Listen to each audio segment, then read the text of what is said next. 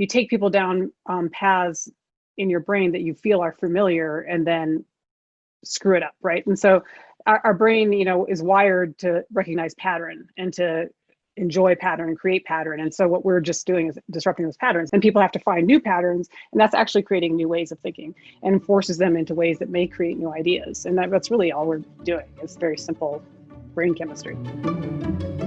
Hi, I'm American Conservatory Theater's Artistic Director Pam MacKinnon, and this is Place Here, Time Now. Today I'm in conversation with writers Larissa FastHorse and Bruce Norris.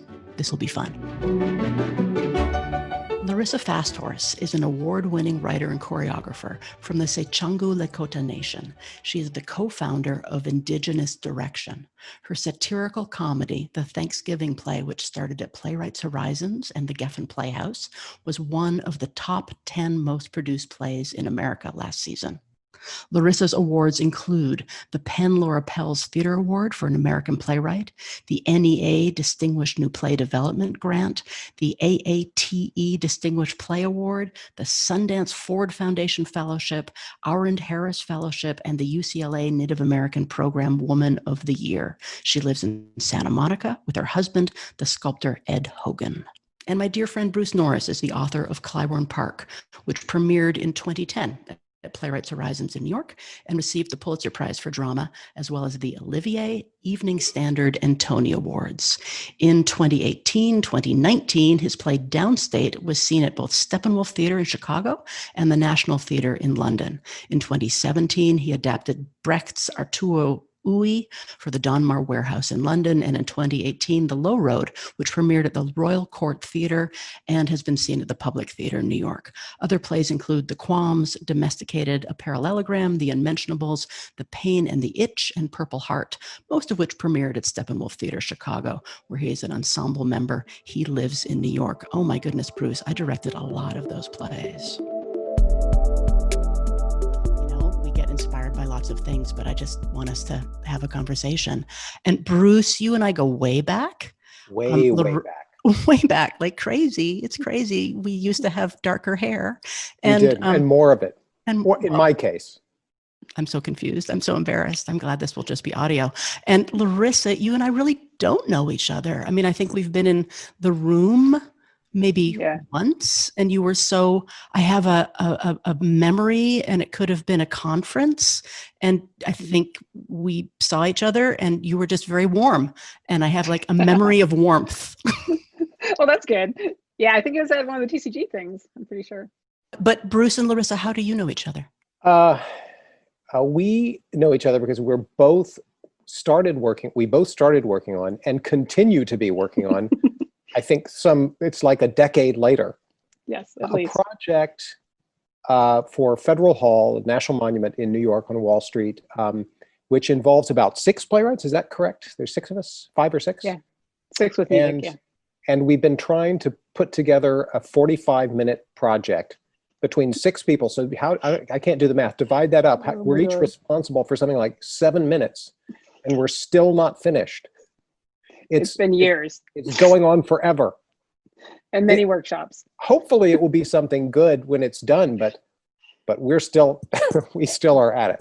Yeah, that's it. I keep forgetting this is all your fault. I forget that all the time. We have to remember this.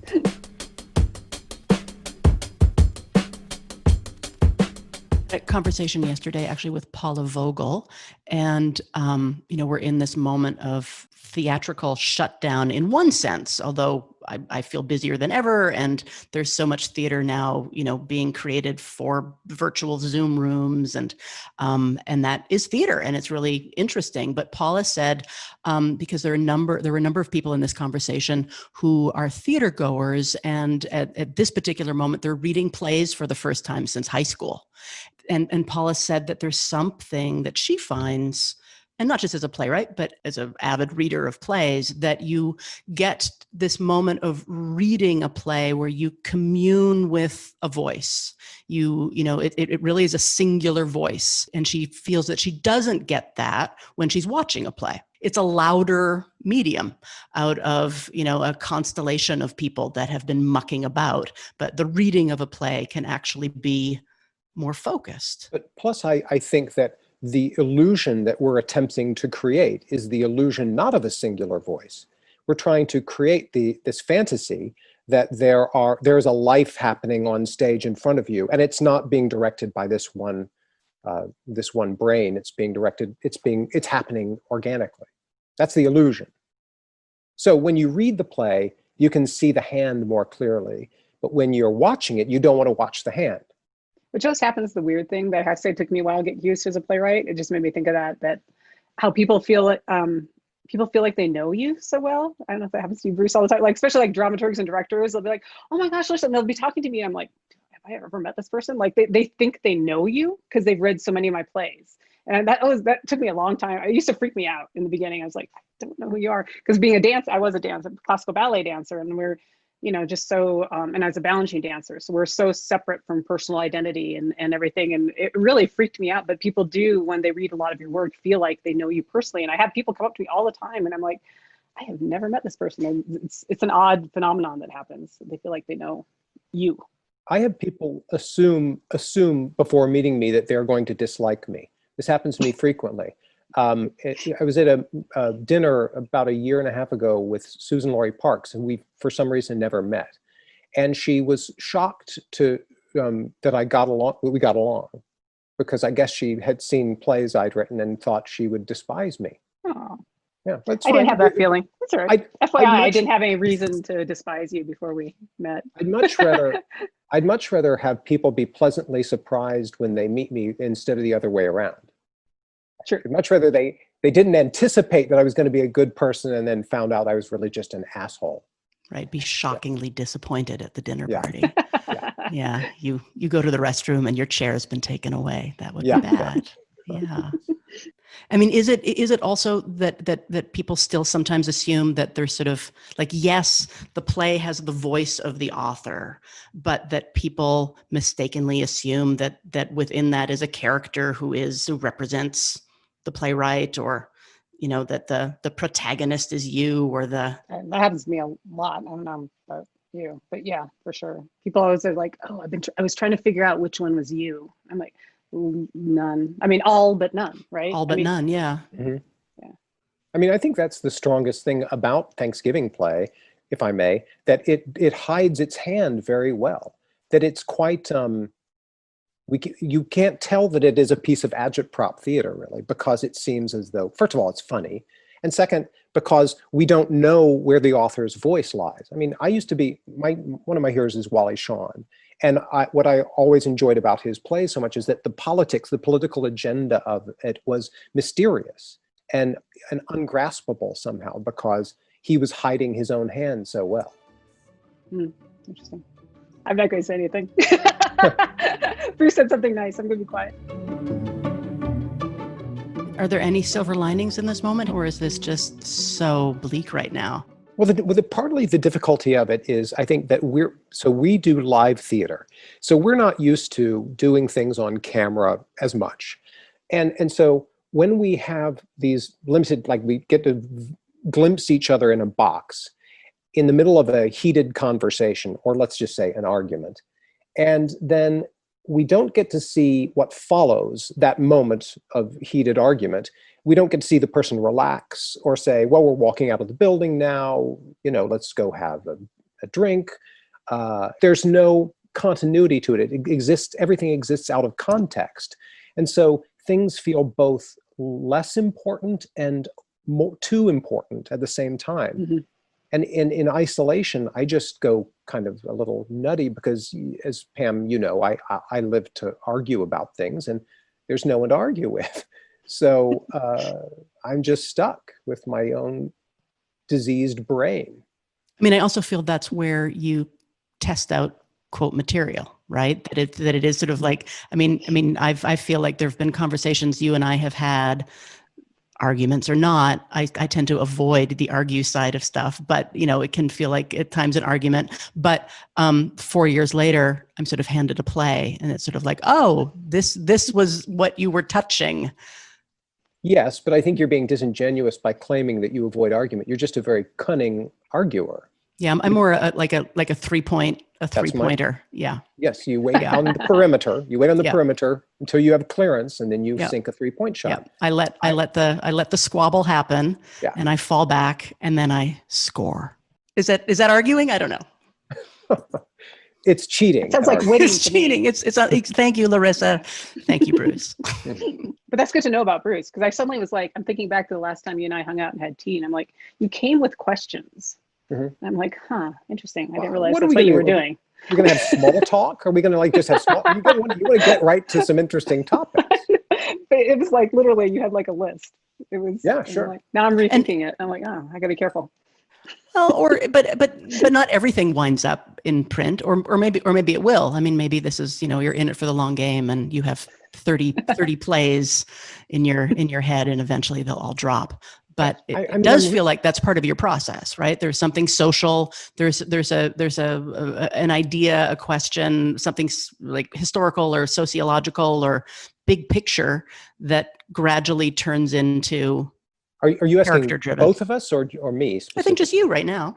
Yeah, definitely. I mean, I'm very, very grateful for the fact that I have no social media presence of any kind. I mean, if I was on Twitter and there was some kind of permanent record of all the stupid, shitty things I've said, I would kill myself, I think, because I mean, that's how I work out my stupidity, is in conversation with you or our mutual friends, and then people educate me, and I sound grotesquely humble. I don't mean to say that. They correct me, and I try to, and then I have to rethink my position.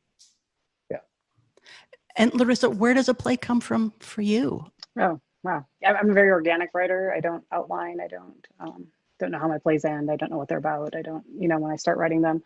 For me, I've been really, I'm super, super privileged in that almost every play I've written has been under commission. So I kind of I have a starting place, so for me, when I'm working with a theater company, I always look at I start with who are the original people, whose land are we standing on, and start there, and then and I go to the theater. I came from the film and TV world, so audience, and I guess also like Bruce said, as a performer, audience is central.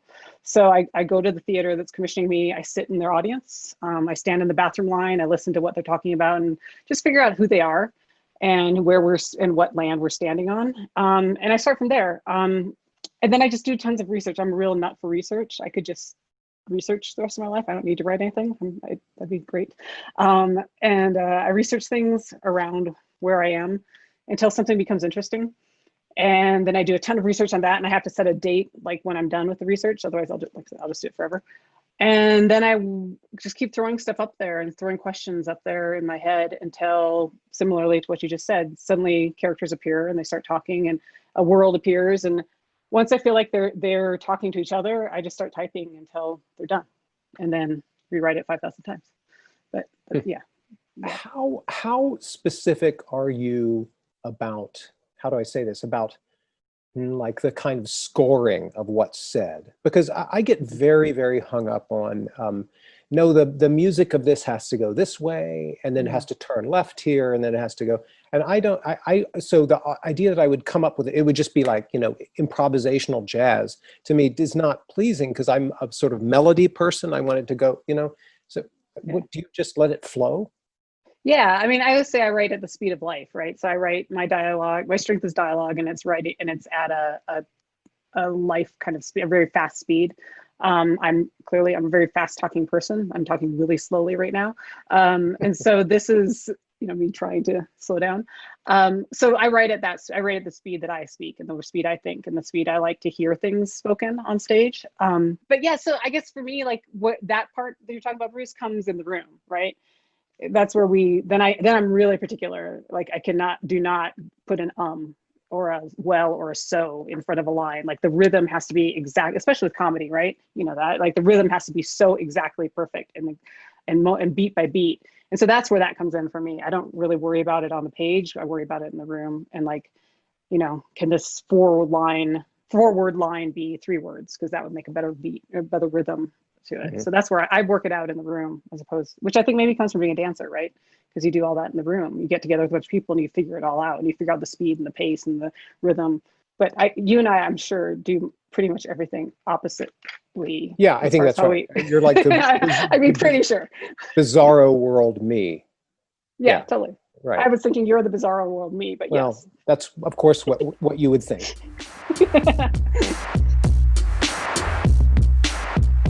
But like, so can I ask a question, Pam? Do you mind if I become the MC for a moment? Please. So like your sense of, because you're talking about, you say, you know, one of the things you proceed from is like the commission, which is a great thing, but also like I ask myself, you know, the ground on which these people are standing, this theater is standing. I'm trying to ask this question in an oblique way.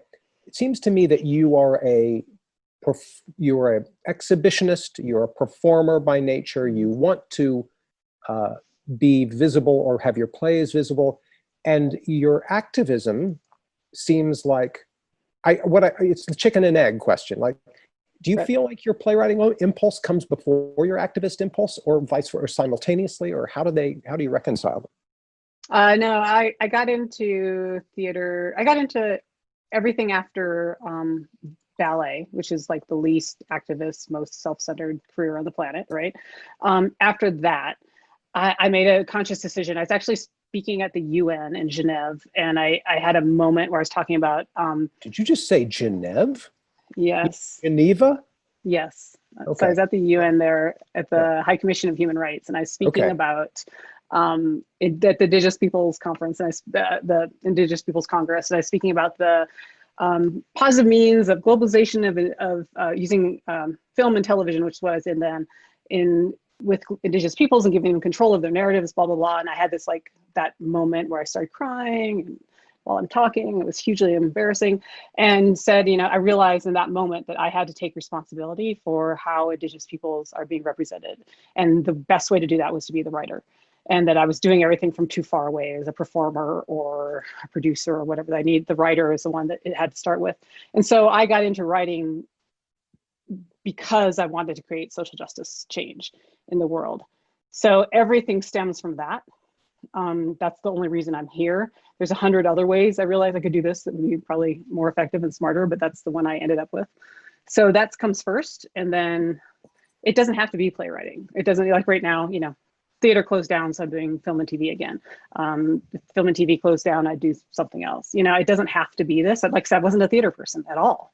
I faked my way through most of our meetings. Y'all talk about some theater reference or I've never read an Albee play. Like I don't know any of these people you're talking about, but I pretend I do.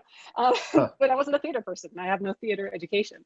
So, and I wasn't in these plays in high school. I wasn't going to theater all the time. So for me, this is just a way that I can do social justice work in the world and hopefully have some positive effect. Because my experience is that most people who are involved in theater, they didn't get involved in it because they wanted to make the world a better place. They got involved in it because they love theater, and they have some streak of perversity in them that makes them want to express themselves through that medium.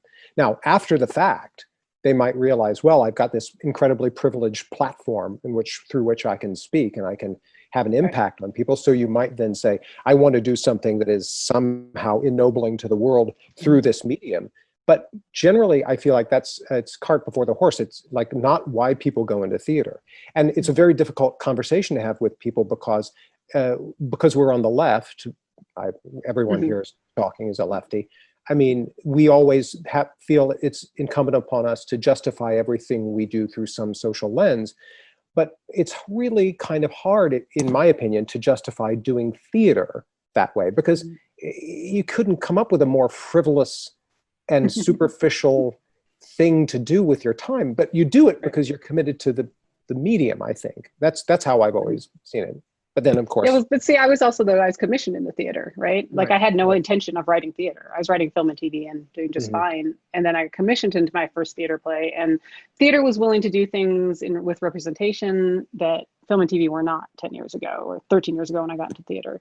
But isn't that because theater is a not-for-profit, exactly, for the most part, and film TV is profit-driven, and of course, if they're not going to turn a profit, then they're not going to do it. But a theater would, because they don't have to be driven by that same. Yeah.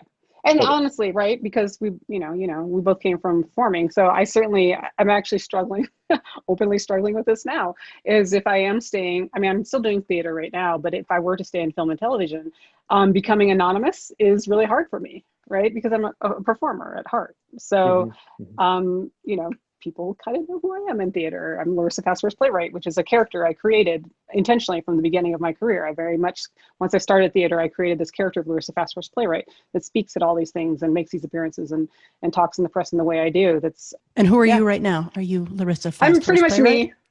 me. Bruce is kind of tricking me into being mostly me. Yeah. Yeah, I like it. Yeah. But, you know, there's a personality that speaks at all the TCG conferences and things. I had like a 10-year plan that I put together with when I got involved with TCG of how I could move the American theater toward better representation and of Indigenous peoples. And I've been following that plan. And I feel like, you know, we just passed the 10-year mark. And I feel like we've gotten to that place that I wanted to get the American theater field to. So I'm kind of like, good, well, peace out. I'm going to see what I'm doing next. I don't want to give up. I've grown to love theater. I didn't when I started at all. I was like, I really don't get this theater thing. For my What first did you like 3 dislike plays. about it? It's so, well, I came from film and TV, right? So, Right. and dance. So it's too slow. You have to talk so much. Oh my God. I was like, shut up already. Like, it made me crazy. I'm like, in dance, you could tell this with just like 2 movements and we'd understand your relationship. Instead, we have to do like 2 pages of chit chat. That used to make me nuts. And it's just so slow because I came from film and TV. So I was like, oh my God, they have to walk off the stage. This is killing me. You know, like the pace of it was so difficult for me to get used to. Just again, I'm just not a theater person. So I didn't have a lot of experience with what the possibilities were. And still, it is going to be what it is. It's a particular form, which I've grown to love. And I see tons of theater now and I enjoy it. It's not the first thing I think of doing still. The first thing I'll do is go to art. Just because, you know, when you go to theater, I'm thinking too much. So I don't like this whole idea of like, let's cut away to the next scene. That feels like something about film and TV that just bothers me. Can I just ask though then, Bruce? So then what, because your plays do have social, I mean, they do have social justice bents to them and messages and things. So so you're saying that came later? I mean, what is the point of that then to you? Well, I mean, they do have, I guess I'd say political or social content, but I would say the content that they most consistently have is one of offering a kind of heterodox idea. Because what you're saying about writing for commission being a good thing, I think that is an extremely good thing because you know the audience that you're writing it for. So what I try to do is ask myself, what is the assumption that this audience is arriving with, and how do I rattle that assumption to some extent? I mean, I'm not really pushing any agenda, any particular, like, you know, white men's empowerment agenda. I've got no, you know, axe to grind for my people. I don't give a shit about my people. But, you know, I'm there. I think what's interesting about what a play can do is it can present an idea for you in a way that you have never considered it before and can upset your preconception. Right. So then what I would perceive as like an outcome or a trajectory is really just coming from what your personal, you know, I don't know, social bent is. In other words, you're saying it's just happenstance that it follows your social bent. I think and not an intention. Sorry, I'll stop talking now. No, I just think it changes with the given circumstance that I'm contrary no matter what so if I'm in a room full of Democrats, I argue the Republican line, but just to see their expression. And if I'm in a room full of conservatives, which I find myself because I grew up in Texas, then I argue the left. I mean, I just feel like that's kind of what I do, and it's reflexive and probably something I should, you know, be seeing a professional to help work out. Both of you like to punch up, right? I mean, that's, you know. I think that we like to say things like, you know, punching up is good, punching down is bad, you know, dismantling privilege is good, hurting those who are disenfranchised is bad. We have a lot of virtuous sayings that we like to use on the left. But I feel like what we want to do is figure out where privilege lies in the theater where we're performing at a given moment. Like if you're performing at A.C.T. or Playwrights Horizons, you have to assess who actually is sitting there. And is it really a major concern of the audiences that are sitting at Playwrights Horizons that Native people are being treated this way, or that, say, gay people are being treated? I mean, obviously, there'll be a lot of unanimous applause for a virtuous gesture in the theater. But I think there's also the possibility of doing something more perverse and interesting, which is to discombobulate your audience to the point where they don't know where to. I mean, I'm giving credit to Larissa. Again, one of the things Thanksgiving Play does really well is it discombobulates our sense of where we land. If I can, I've referred to this before. There's a great, my favorite sketch on Monty Python is this sketch called Confuse a Cat, where there's a cat that the couple has, it's too lethargic and it doesn't get out of its, cat bed. And so they hire the Graham Chapman and a bunch of other people to come and confuse the cat. And they put on a show for the cat that's just a kind of bizarre theater of the absurd, inexplicable pageant. And the cat suddenly springs out of its lethargy and trots off to eat its meal and drink its milk. And I feel like Confuse a Cat is what we do. We just take the cat, which is our lethargic audience that has a set of assumptions, and we try to confuse it temporarily so that something is rattled in the brain. Yeah, absolutely. No, I think we definitely do doing the same things in different ways with our work for sure.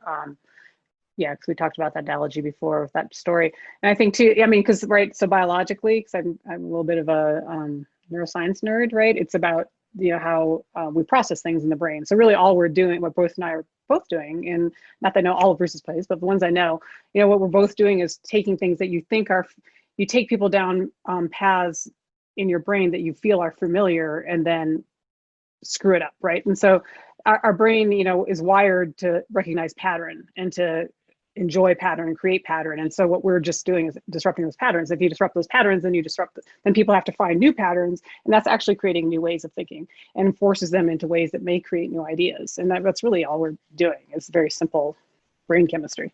And part of what you're doing in Thanksgiving Play is you're representing white people's attitudes about Native experiences. You're representing them and depicting the absurdity of our positions, which is incredibly great because you're indirectly making us a figure of fun by showing us how our liberal, notions go astray. Right. Yeah, totally. And sadly, as I always say, and you guys both know this as theater makers, right, that if I wrote things actually the way they happen, actually the way people said it to me, no one believes it, Right. because it's so much worse. Yeah. So much worse. I'm sure. So 10 years in without sort of turning the corner and causing harm and pain, but 10 years in, you said you had like a project, in the American theater. Do you feel that it's quote unquote getting better? Is it, that like the fact that more people are talking about how bad it is that indicative of it's better? Yeah, it's so much better. I mean, I started playwriting 13 years ago. And when I first started, there were years where, like several years in a row, where I was like the only LORT commission. I'm a LORT girl, right? So I'm like the only LORT commission in the country for like several years from a Native American writer. I mean, that's just crazy to be like the only one. And so often, Playwrights Horizons, as the first Native American female playwright in a major off-Broadway house, the first Native American playwright to ever have a full-length play in a major off-Broadway house. Like that's just in 19 something? I don't know, it's on my wall somewhere. Like that's just crazy and ridiculous. But so those things are still happening, but along that route, my goal has just been to, keep the doors open because for whatever, there's many reasons, colorism, my upbringing in a Western tradition, Western artistic tradition, whatever that allows me, I'm a translator that can translate Indigenous culture and white culture. And I'm a bridge and understand both and code switching and all that stuff, right? I'm allowed into rooms and a certain amount of talent. I'm allowed into rooms that other Native folks have not been allowed into. And so for me, the whole point of getting in those rooms has always been then to open the door and hold the door open and get more people in, get audiences in. And so I feel like, yeah, it's changed. Now there's Native American writers commissioned all over the country. There's other Native people being produced all over the country in New York and everywhere else. There's Native actors being cast in Native roles, which is just a huge step it's still not happening everywhere, but it's getting better and better. We're getting Native audiences into theaters and just having awareness. Just people actually know that there are Native Americans in the room, in the world is huge. The first TCG conference I went to was the first one that Carmen Morgan did on diversity and inclusion. And I went, and Ralph Remington told me, you've got to go to this because they're doing this whole thing on diversity and inclusion. So when they kicked off all that, and there's not one Native American person speaking the whole weekend, right? And I went, and every single talk, not only was there not a Native American person speaking, we weren't even counted. Like all these charts from all the experts on diversity, equity, inclusion, not one chart said Native American. It always was African American, Hispanic, Asian American, other. And it's like, you're standing on our ground and you can't even recognize, like, I know the number is 0, but you need to put that number up there. You need to put Native American 0. And you need to see that number every day. And I stood up after every stupid talk and said, hello, Larissa FastHorse again. What the hell? And so, that's when I started my trajectory of realizing that was 10 years ago. And I was like, okay, we need to change this. And so, the number still isn't always there, but people are, I think the change is massive from where it was when I started 13 years ago in this business. And especially coming from an outsider. So I wasn't coming at it with a certain amount of love or desire. I was commissioned into this business. I didn't look for my first job. I'm highly, highly privileged. And so, I was looking at it with a very analytical lens and without a love for it. And so I've been pretty hard on it, but I feel like American theater is definitely really trying to raise their game. I feel pretty good about it. Yeah. Yeah. And it's not just me. I mean, there's tons of people, but I personally had a plan. Amazing. I love having a 10-year plan. Because this podcast is called Place Here, Time Now. Place Here, Time Now is sort of, evokes what some plays have where, you have the setting, you have the time. And I will read a Paula Vogel Place Here, Time Now. And then I'm going to ask the two of you to also do like where you are. So a little setting, a little, sort of time moniker to it. So this is Paula Vogel's Oldest Profession.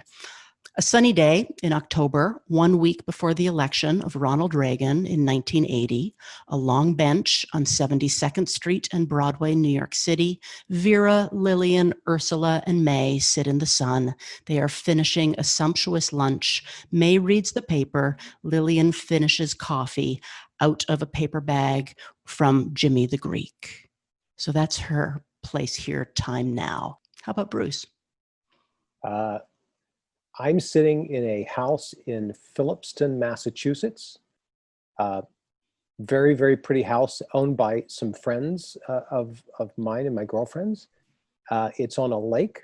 I'm looking out the window as we speak toward this lake with some boats floating at little docks. And I'm nervous that the person who owns a jet ski on the other side of the lake is going to start riding past here and interrupting the podcast. I'm sitting on a little wooden stool in front of the window with my computer propped up in front of me on a green and white pillow. And it's 6 o'clock in the evening, and I'm looking forward to having some wine to drink in about an hour. Larissa. So if I was writing this play, I would say that she is in a home in Big Bear today, and that's all I'd say. But if I was playing your game, I was like, wow, I've never written an introduction to a play that was as long as Paula Vogel's. I would say that I am standing on one leg on a wobble board at a standing desk because she cannot stand or sit still for more than a minute at a time. And that she has a certain amount of tension because she has fallen off this wobble board during meetings in the past. And is looking out a window full of pine trees on a beautifully cloudy sky on what has been an extremely hot climate change fueled week in Southern California. Lights up. Bruce, were you going to I was say gonna something? I feel that the way I described you, Pam, as having your 3-point shooter approach to getting into arguments, I feel like I've observed Larissa now a couple of years, and I feel like she does a different version of that, which is she actually waits till it looks like a meeting is about to end, and then lets everyone know that she disapproves of everything that has gone heretofore the last 2 hours. She's been silent now, and she would say, no, we should throw out everything that we've discussed. And by the way, I hope everything that we're doing crashes and burns. And then it was really funny is that Adam Greenfield and I have always called it being Bruce Norris, because we feel like you do that in all of our meetings. We're like, oh, we got Bruce Norris again in another meeting. I mean, I do it in a different way for sure. I do it on like stand on an ethical high horse of Native Americanness. And it forces people to have to listen and agree with me. You could just change the first syllable of your last name to High. It could be Larissa High Horse. It's true. We could try that. I suspect it's been done.